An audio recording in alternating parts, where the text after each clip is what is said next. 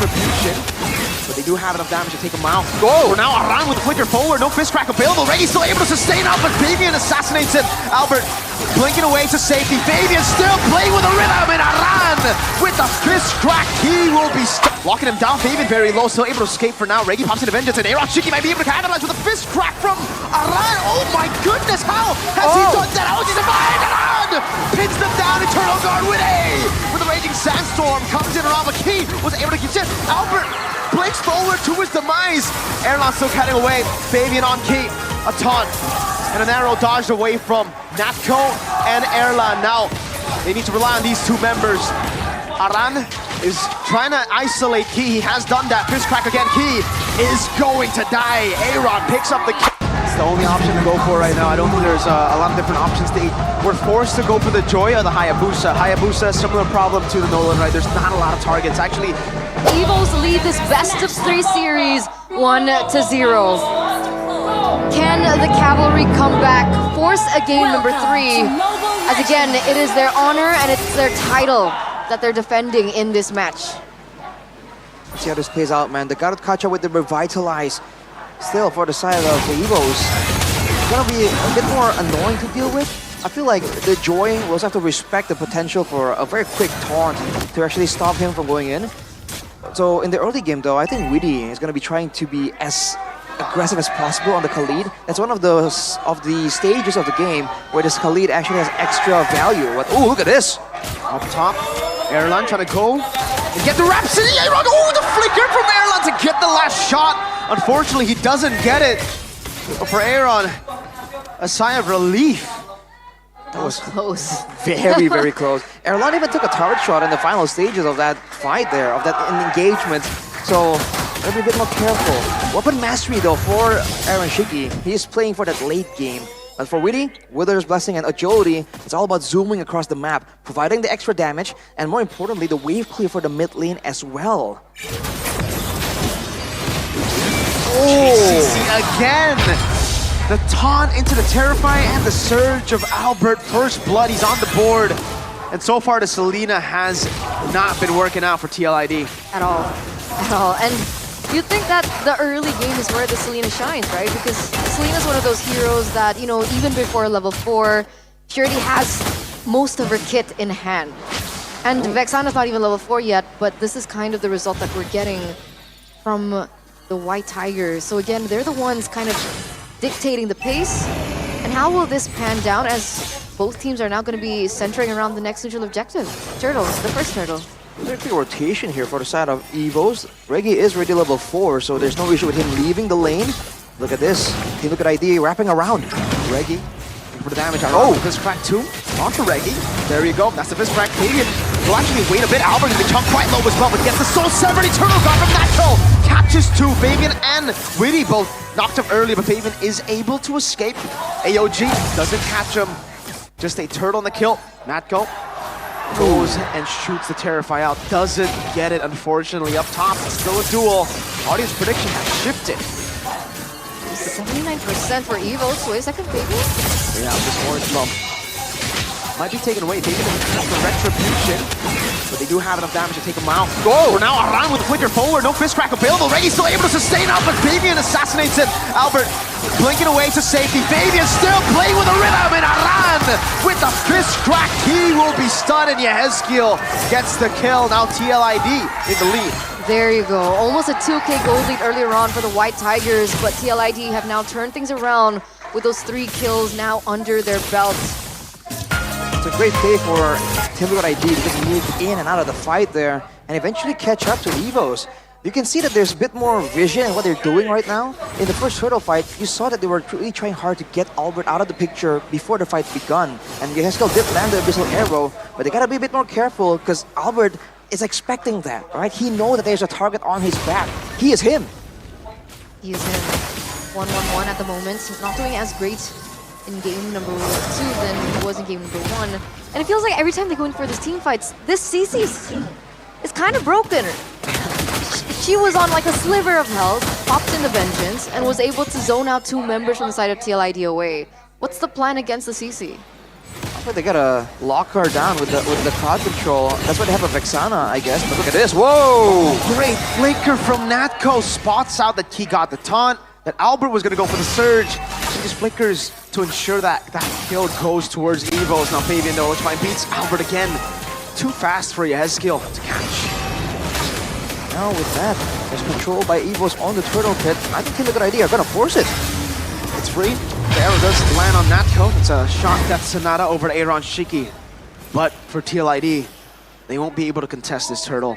It's taken for free, and Evos are looking for a turret. It's interesting because Fabian was actually a level above. Do they not have the right firepower just yet? Is the timings just not right for team fights?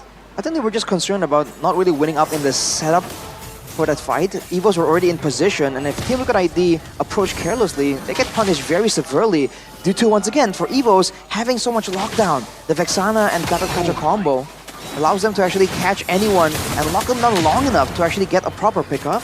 But Fabian now has a Starlium sight, so we'll have to see if Team Liquid ID tries to find some more. Erlen's damage is not okay. No, not at all. I wonder what item he's on. He's on Hunter Strike. One of the Skype Piercer key.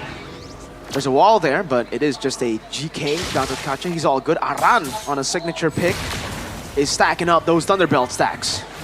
You can stack up the Thunderbelt stacks using the face crack on the Badang, which is quite interesting.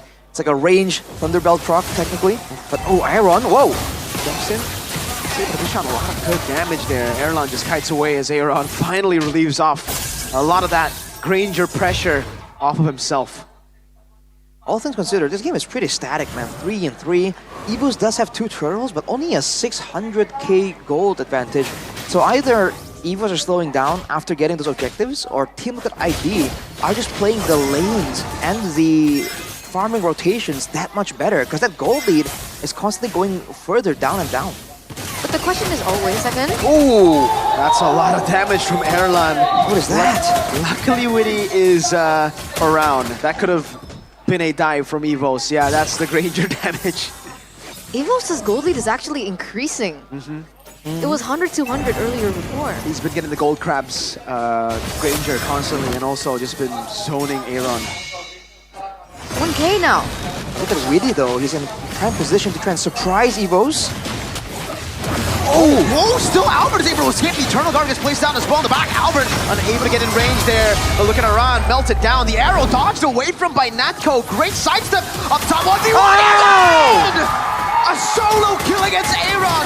Goes to the wave, still trying to survive. Wow! Almost does it! With a dash, a cheeky one at that. But Witty had the passive stack. Evos, though, will find value off of that solo. Land of Erlan? Land of Erlan. Yikes. That was looking kind of close, but Evos, they're not done. They have a wave on top right here. They can kind of pressure. Really can't clear this long enough without exposing himself to a potential pickoff. Evos, whoa. Really wants some more. He revitalized. He doesn't have the AOG. He is stuck there, but look at the Eternal Guard coming down. The Radiant Sandstorm is there. Good stun. Aran cancels out the Albert Blade Surge, and now they're fighting under the Zaman Force. Another one. Fabian dives to the back, finds another kill, and it is TLID who are able to equalize. It's a prop rot duel that gets taken down. Key and Albert.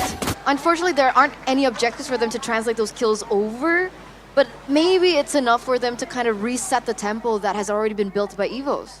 I mean, the gold lane now favors them instead. The fact that Evos fought in the Zaman Forest, that was a bold move for sure. Now with the Holy Crystal completed for Fabian, it's going to allow him to do 1v1, potentially, but also allow him to secure these neutral objectives way easier compared to before. Finally, a turret does go down for TLID. They're going to be able to push in the tempo. There's some rotations coming from Evos. We should be able to spot this out. Oh, Missile Arrow? Ooh, Yeah, they're not going to commit onto it. interesting. While that was happening, by the way, look at what Widdy was doing. He can clear the wave, but he just stands there, holding the wave for his teammates instead, funneling the gold to the players that really matter in this composition. And look at this, Evos are starting to respect the presence of Team Liquid ID. Now with the gold lead, there's more kill pressure as well that Evos have to kind of consider before walking into precarious spots. Now we're entering the mid-game, right? Talk to us about the differences of the mid-game spikes between both of these compositions. I feel like for Team Liquid ID, the mid game is pretty strong with the Selena. But oh, look at this. Raging Sandstorm used defensively, but look at the poke from TLID. Key is forced to recall. Reggie is almost at half. First blast comes around. Reggie, curtain call over to Aran. That's a solo ult. Pops into Vengeance as well as Aaron Shiki goes in for some on-force. They're able to actually zone them away from the Lord. Fabian claims it there. Yehezkiel still able to escape too as Aaron just continues to dish out damage with the Zaman Force on him. Good dodge from Witty.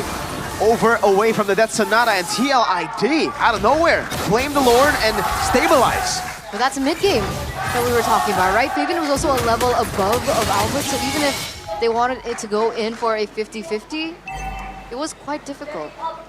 Yeah, I feel like both teams, it's actually quite balanced. No one's like super. It's never one-sided when it comes to the early game to the late game. It just happens on it depends on how the fight actually plays out. With Team Liquid ID landing the Abyssal Arrow onto Albert right before the fight began, it kind of forces the whole team to kind of move along with Albert, protect him, and that just gives Fabian the room to take the Lord away immediately.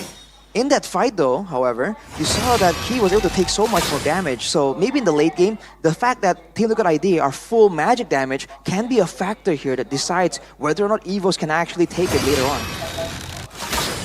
Both the Joy and Harith though, they deal a lot of damage, right? Even if Evos go for like Radiant Armor, Athena Shield, I think they have enough damage, like enough magic damage with the pen items too, to go through those defensive items. Like, I don't know, man. Joy's damage in the late game is ridiculous. Once you get the Divine Glaive full items, and it is the same for the Harith.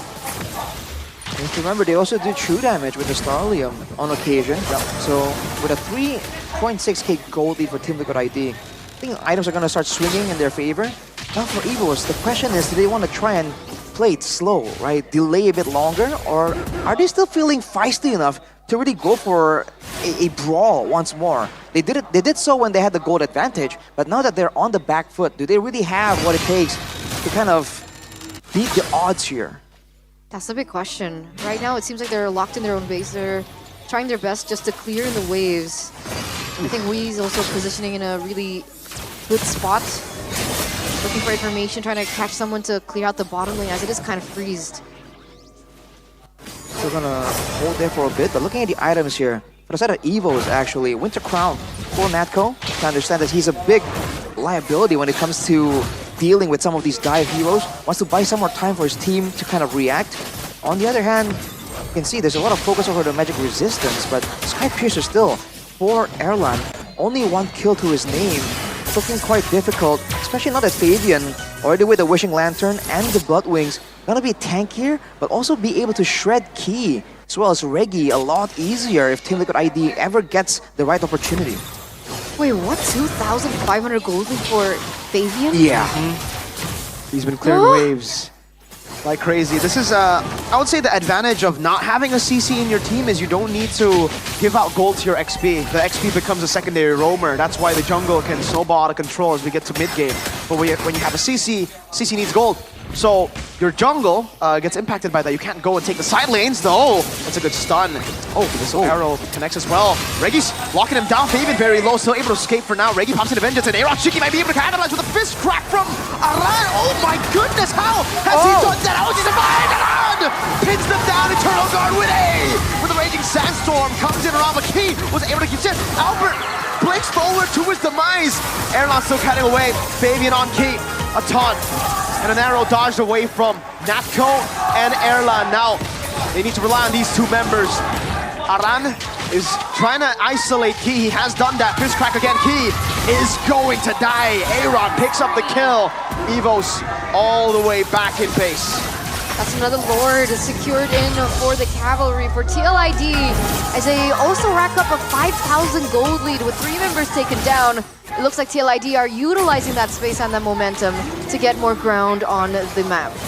That was a crazy moment for Team Liquid ID. Initially getting almost a pick off, and then Evos rallying only to be hit with a massive fist crack. But Team Liquid ID recognized the potential for Evos to counter-engage themselves. So instead of going all in on the initial engage, they held back. And the moment Evos tries to capitalize on the rush of Team Liquid ID, it wasn't there. Aaron Shiki got caught low, but because they were staying further back, Albert couldn't get to him. And by the time Albert finally got a couple of spells off, got next to Aaron Shiki, it was too late. He gets taken out.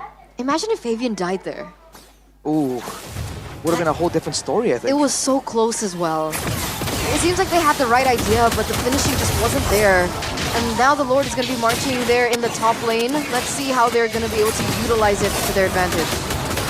They actually have very good clear with the CC, Ranger, Vexana, so it should still be fine. It could be a turret, but not even that. AOG, re-engage from Key, an awkward one at that. Aaron Shiggy punishing even with the revitalized Eternal Guard coming out. Albert low! Yes, kill! Going for the scratch! Aaron gets the kill, Aaron dodging away, now ulti ends, kill he goes. 2 for 1, a base turret 2, and that will be taken by TLID. Oh! Fabian diving deep, the usurper and will continue to pressure Evos. You can take one game, but we are the defending champions for a reason. Welcome to game number 3, ladies and gentlemen, as the Cavalry have successfully forced a third game from the White Tigers. That was a stellar showing, a stellar comeback from this team. That was really cool, man. Both teams not backing down, trying to make plays of their own. That is what makes the game exciting, man.